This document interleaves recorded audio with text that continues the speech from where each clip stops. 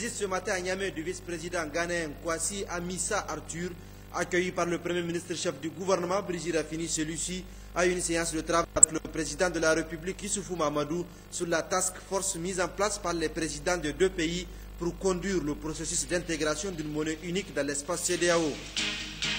La 15e journée internationale de la langue maternelle est célébrée ce jour sous l'égide du ministère de la promotion des langues nationales.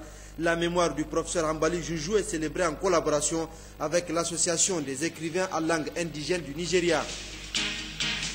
Le festival de la concorde et de la cohésion sociale FECOS a été lancé ce matin à Ilela, région de Tawa. La deuxième édition de ce grand événement culturel lancé par le ministre de la Culture a pour thème inventaire des éléments matériels et immatériels du Charo. Mesdames et messieurs, bonsoir et merci de votre fidélité. Arrivé ce matin donc à Niamey du vice-président ghanéen Kwasi Amissa Arthur. À sa descente d'avion, il a été accueilli par le Premier ministre Brigitte Raffini et les membres du gouvernement. C'était en présence d'une forte colonie ghanéenne vivant au Niger.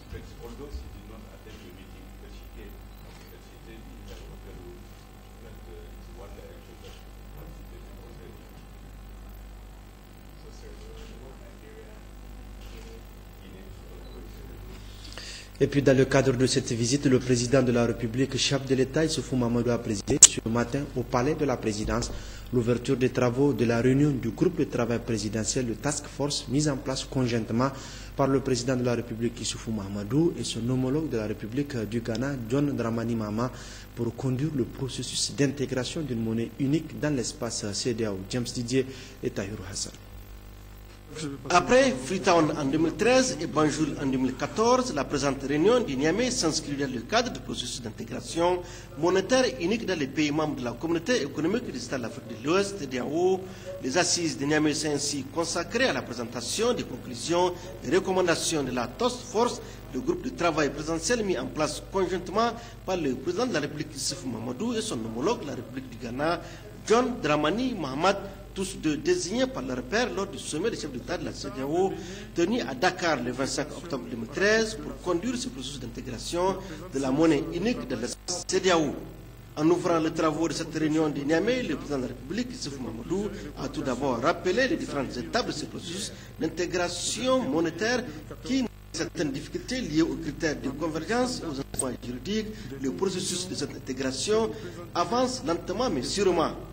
Dès sa création, la CEDEAO s'était fixée comme objectif ultime la mise en place d'une union économique à travers notamment la création d'une zone monétaire unique.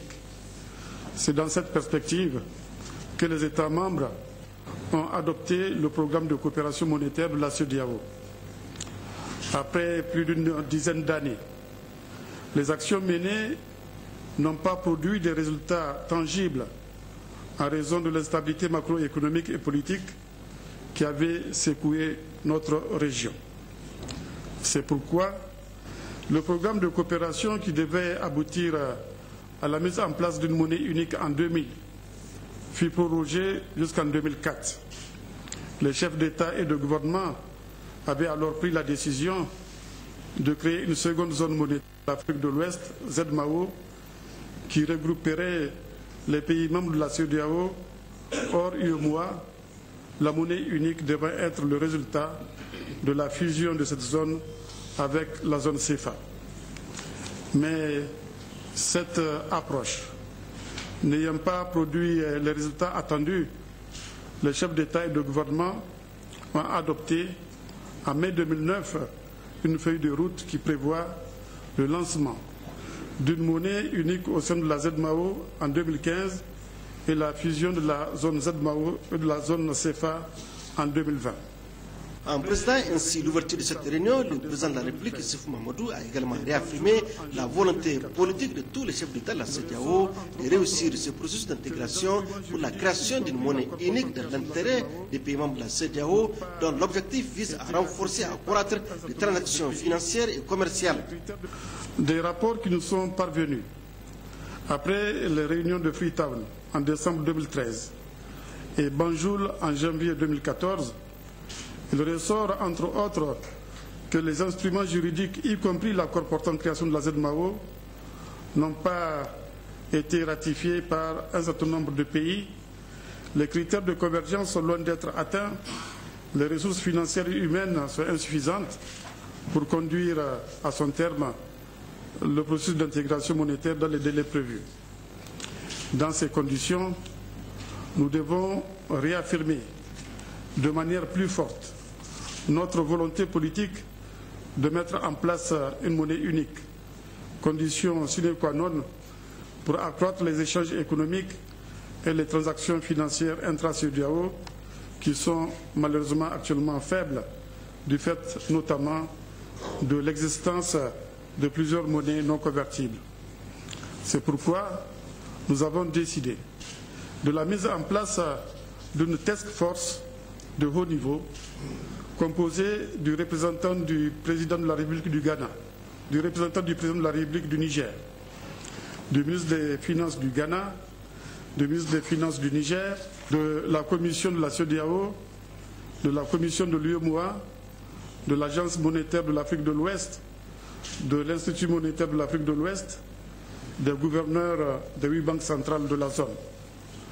La task force aura pour rôle d'accompagner et d'éclairer les deux présidents sur le processus monétaire au sein de la CEDEAO, de faire l'état des lieux sur le dossier de la monnaie unique et les contraintes à lever en vue d'atteindre les objectifs, de rendre compte aux deux présidents des conclusions de ces travaux.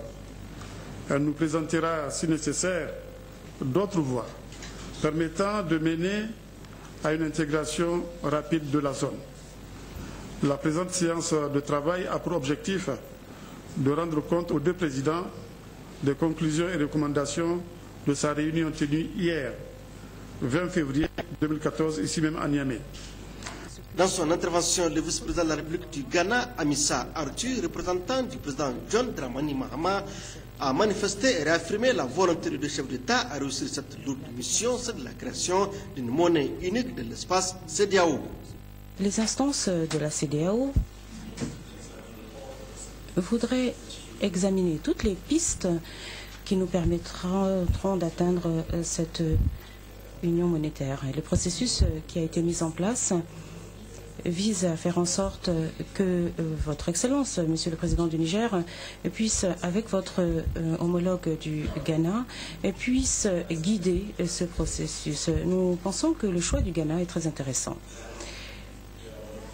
En effet, nous sommes un des pays qui ne respecte pas tous les critères de convergence primaire et nous considérons que cela est un défi qui est posé au Ghana de façon à ce que le Ghana redouble d'efforts pour atteindre tous les critères de performance qui ont été fixés. Au terme de ces échanges fructueux, le groupe de travail présidentiel, la Task Force, a présenté les conclusions et recommandations de leurs travaux, lus ici par le président de la commission de la CEDEAO, Kadri Désiré Ouedraogo.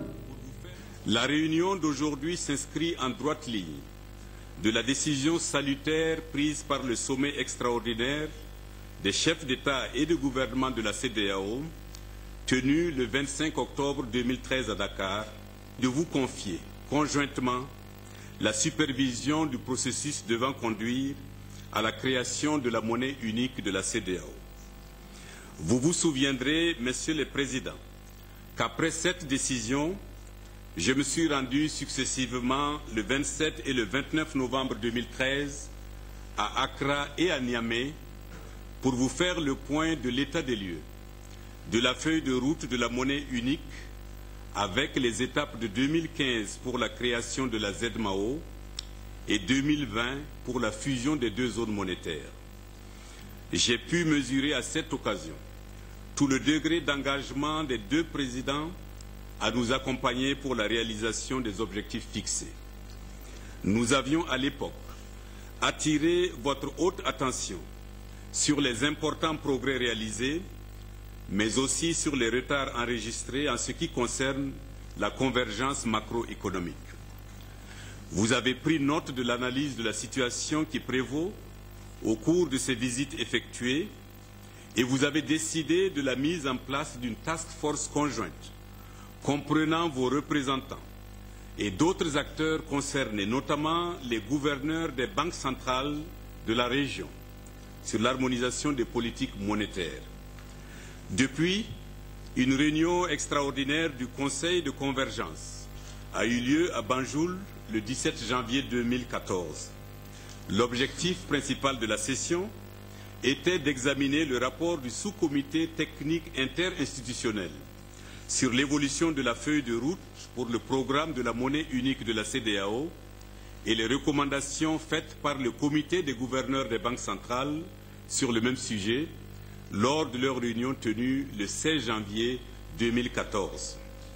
Cette réunion a permis d'approfondir les réflexions sur les principaux agrégats économiques de la région et l'évolution du chantier de la feuille de route. Elle avait également pour objet de se prononcer sur la possibilité ou non du respect de l'échéance de 2015 en ce qui concerne la ZMAO. Les travaux de la task force tenus hier à Niamey ont prolongé et complété ces analyses. Je voudrais saluer la présence des ministres, des gouverneurs des banques centrales qui ont rehaussé l'éclat de ces assises. Les résultats de la rencontre de la task force qui vous seront présentés vous permettront d'être édifiés sur le bilan et les perspectives de la feuille de route de la monnaie unique de la CEDEAO. Vous aurez à apprécier également la pertinence des recommandations formulées sur les activités à mettre en œuvre pour accélérer ce processus. Il faut rappeler qu'avant l'ouverture de ces assises du groupe de travail présidentiel, le président de la République a eu un entretien en tête-à-tête avec le vice-président de la République du Ghana, Amissa Arthur. La coopération bilatérale, la création d'une monnaie unique, la sécurité et le développement de l'espace CEDEAO étaient au centre de cet entretien. Et à l'issue de la séance de travail élargie à la commission de la CEDEAO, à la BCEAO également, un groupe de travail, le président de la République et son hôte ont animé une conférence de presse. Elle est relative à l'évolution de la mission à eux confiée par les chefs d'État de la communauté économique des États de l'Afrique de l'Ouest CEDEAO. Moussa Haya Hamani Seni. Le point de presse conjoint du président de la République Issoufou Mahamadou et du vice-président ghanéen Kwesi Amissa Arthur leur a permis de dévoiler l'évolution du dossier sur la monnaie unique de la CEDEAO que leurs pairs leur ont confié, mais aussi les résultats de la réunion des experts tenue hier à Niamey et les perspectives d'avenir. Le président Issoufou a d'abord tenu à rappeler le contexte dans lequel ce dossier leur a été confié. Au mois d'octobre 2013, au sommet de la CEDEAO qui s'est tenu à Dakar, les chefs d'État et de gouvernement de la CEDEAO nous ont confié, le président du Ghana et moi-même, le président du Ghana qui est représenté ici par son vice-président. Donc les présidents nous ont confié le dossier de l'intégration monétaire. Et depuis octobre, en rapport avec le président de la Commission, nous avons décidé de mettre en place ce qu'on a appelé une task force, une équipe qui doit se pencher sur cette question extrêmement importante pour l'avenir de l'intégration au sein de la CEDEAO. Rappelez-vous qu'en 1987, la CEDEAO a adopté le programme de coopération monétaire. 12 ans plus tard, le bilan a été fait et on a noté beaucoup d'insuffisances liées notamment à l'instabilité politique et macroéconomique que les pays de la zone ont connue. En 1999,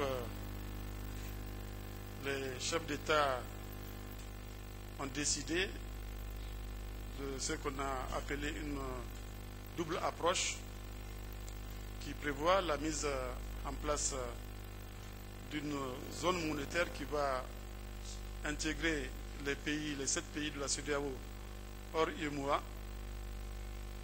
Et une fois cette zone mise en place, cette zone devrait fusionner avec la zone CFA. L'objectif était que la monnaie unique soit mise en place en 2004. La deuxième zone, la ZMAO, devant être mise en place en 2003. Puis cela a été reporté à 2005, puis reporté à 2009, et puis reporté à 2015. Nous avons fait le point, nous avons constaté que même l'échéance de 2015 est difficile à atteindre. Et c'est conscient de cela que les chefs d'État nous ont confié donc ce dossier pour le faire avancer. Et c'est suite à ça que cette task force a été constituée et elle vient de faire sa première réunion ici à Niamey hier 20 février. Et ce matin, le compte rendu de ces travaux nous a été fait. Le président de la République, Issoufou Mahamadou, s'est également appesanti sur les difficultés qui ont jusqu'ici entravé la marche vers la monnaie unique, avant de rassurer que nonobstant ces obstacles, l'objectif reste bel et bien celui de réaliser cet exploit à l'horizon 2020. Il y a des critères de convergence qui ont été définis. Et ces critères sont classés en 2 catégories. Il y a ce qu'on appelle les critères de premier rang, parmi lesquels je cite quelques exemples: le déficit budgétaire, l'inflation, les réserves de change, etc. Et d'autres critères qui sont considérés comme étant des critères de second rang, comme par exemple le ratio masse salariale sur recettes fiscales. On a noté que très peu de pays ont pu satisfaire à ces critères-là, malheureusement. Donc, premier élément. Le deuxième élément, c'est qu'on a noté également que les instruments juridiques qui mettent en place la zone monétaire de l'Afrique de l'Ouest, la ZMAO, donc zone qui concerne les 7 pays de la CEDEAO hors UEMOA, ces instruments juridiques ont été ratifiés par très peu de pays. Donc, deuxième problème. Ensuite, on a noté également qu'il y avait beaucoup d'autres insuffisances pour pouvoir mettre en œuvre la feuille de route qui a été définie, adoptée par les chefs d'État en 2009. C'est l'insuffisance des ressources financières, c'est l'insuffisance des ressources humaines. Donc, la task force qu'on a mise en place a fait le point de toutes ces difficultés et a proposé des solutions pour y remédier. Et je pense qu'avec les conclusions auxquelles nous sommes parvenus ce matin, nous allons très rapidement avancer vers l'intégration monétaire, étant entendu que l'horizon 2020, qui a été déjà fixé par les chefs d'État, a été réaffirmé, a été donc adopté. Je confirme que notre objectif, qui a été encore réaffirmé ce matin, et cela figure dans les conclusions des travaux de la Task Force, notre objectif, c'est d'aller vers l'année unique en 2020. Cet objectif reste maintenu, a réaffirmé le vice-président ghanéen au nom de son chef d'État, John Dramani Mahama, qui le représente. Kwesi Amissa Arthur a aussi assuré de l'engagement indubitable des pays anglophones que d'aucuns trouvent réticents tout en reconnaissant la meilleure expérience des francophones en la matière. Enfin, le président Issoufou et le vice-président ghanéen Kwesi Amissa Arthur de fonder l'espoir et l'aboutissement du dossier à l'échéance 2020, étant donné la qualité du travail abattu par le groupe de travail réuni à Niamey, tout en renvoyant la promulgation de la nouvelle démarche au prochain sommet des chefs d'État de la CEDEAO. Et le vice-président ghanéen Kwesi Amissa Arthur, qui, après avoir effectué une mission de travail dans notre pays, a quitté Niamey cet après-midi même. Il a été accompagné par les membres du gouvernement et au pied de l'avion par le Premier ministre Brigitte Raffini.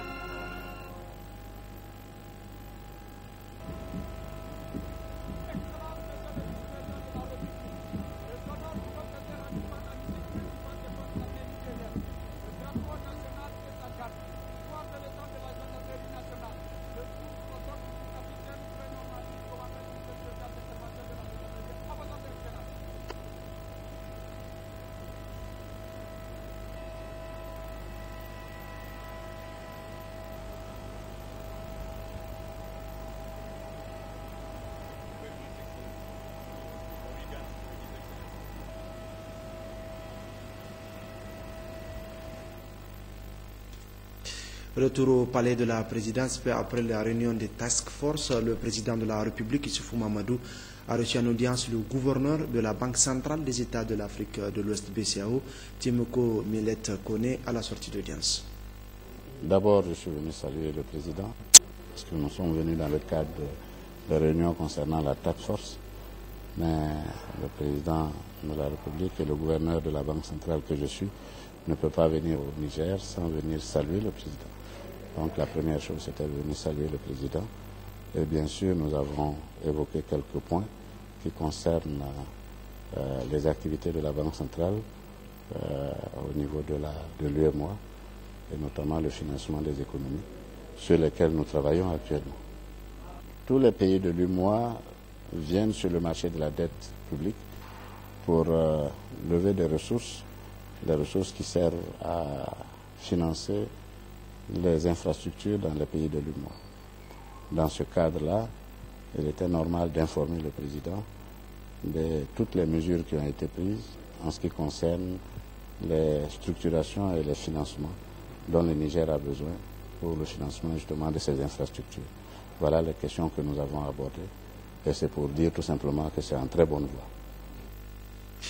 La première dame, Dr Malika Issoufou, présidente de la fondation Tatani Yali, était ce matin à Agadez et dans la capitale de l'Aïr. La première dame qui accompagne plusieurs membres du gouvernement et l'épouse du Premier ministre a reçu un accueil de grand jour avant d'assister à un grand meeting populaire, meeting au cours duquel la première dame a procédé à la remise de dons composés de vivres, produits médicaux et des équipements agricoles. Hachim Mohamed, Issa Kaissa et Mariko Ibrahim. Jamais l'épouse d'un président de la République du Niger n'a été accueillie avec autant de monde. De l'aéroport international Manodayak à la devanture de la villa Aïssa où s'est déroulée la cérémonie, en passant par le gouvernement, l'itinéraire suivi par le cortège officiel a été envahi par une foule en liesse. Les commerces et même les établissements scolaires étaient fermés ce matin à Agadez pour réserver à la première dame Dr Lalla Malika Issoufou Mahamadou, présidente de la fondation Tatali Yali, un accueil exceptionnel. Les images.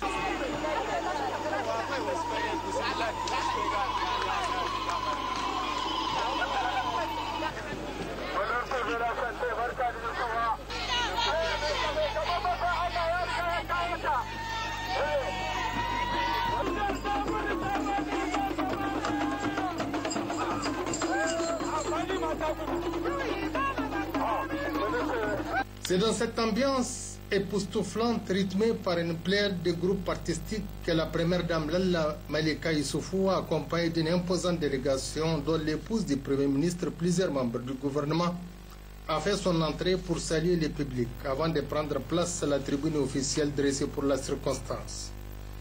On remarquait à ses côtés la présence de plusieurs personnalités, dont entre autres les épouses des ministres, de l'ambassadeur de Turquie, la directrice de cabinet adjointe du président de la République, les ministres de la Santé publique, ses collègues de la justice, de l'enseignement secondaire, de la population, de la protection de l'enfant et de l'industrie, l'honorable sultan de l'Aïr, Omar Ibrahim Oumarou, la directrice générale de Assoussou SA, partenaire de la fondation Tetteli Ali, du gouverneur de la région d'Agadez et du président du conseil régional d'Agadez. Près d'une douzaine d'allocutions ont marqué cette cérémonie, la première du genre organisée par la fondation de la première dame, Dr Lalla Malika Issoufou Mahamadou, ici à Agadez. Dans son discours de bienvenue, le maire de la commune urbaine d'Agadez a, au nom des habitants de sa cité légendaire, remercié la première dame d'avoir pris l'ingénieuse initiative de faire le déplacement d'Agadez pour d'abord échanger avec les différents acteurs pour mieux connaître leur contexte, afin d'apporter des solutions pertinentes et durables aux problèmes qu'ils vivent. En témoin dira Rissa Feltou, l'assistance humanitaire et hautement sociale que la première dame, Dr Lalla Malika Issoufou, est venue apporter aux populations vulnérables de plusieurs communes de la région. Ce fut ensuite au tour de la vice-présidente de la fondation Tetteli Ali de s'adresser à l'assistance, Mme Ben Abdel Wahab, de rappeler que depuis sa création, la fondation Tetteli Ali a réalisé beaucoup d'actions au profit des populations nigériennes sur l'ensemble du territoire national. Il s'agit notamment des distributions alimentaires gratuites, des constructions et équipements de classes et centres de santé dans certaines localités, des actions ciblées de chirurgie foraine, la participation à plusieurs rencontres internationales pour plaider en faveur du Niger. La vice-présidente de la fondation de préciser que la cérémonie objet de cette visite de la première dame, Dr Malika Issoufou à Agadez, constitue la parfaite illustration de cette volonté avec le lancement de distributions gratuites de 225 tonnes de vivres et 150 motopompes, 30 tonnes d'engrais, la remise des produits médicaux au profit des cases de santé de 40 CSI non fonctionnels et des matériels au profit du CHR d'Agadez. Les mêmes propos ont été réitérés peu après par le secrétaire exécutif de la fondation Tetteli Ali, Ekade Abali, qui a ajouté qu'en dehors des aides annoncées, toujours par le biais de la fondation Assoussou SA, a décidé d'injecter 15 millions pour réparer 3 ambulances actuellement sur cale au niveau des 3 CSI de la région, et un prix à une femme ayant obtenu son certificat d'entrée en 6e à 53 ans. De leur côté, le gouverneur de la région d'Agadez, le colonel-major Garba Mekido, et le président du conseil régional d'Agadez, Mohamed Anako, ont aussi pris la parole pour témoigner à la première dame, Dr Lalla Malika Issoufou, toute leur reconnaissance pour l'intérêt sans cesse qu'elle a toujours manifesté à travers sa fondation aux personnes vulnérables de la région, et en particulier aux personnes âgées, aux personnes en situation de handicap, aux veuves et aux orphelins. Une mission de la Commission nationale des droits humains conduite par le commissaire national Yacouba Khalifa vient de séjourner dans la région de Tawa. Objectif, s'enquérir des conditions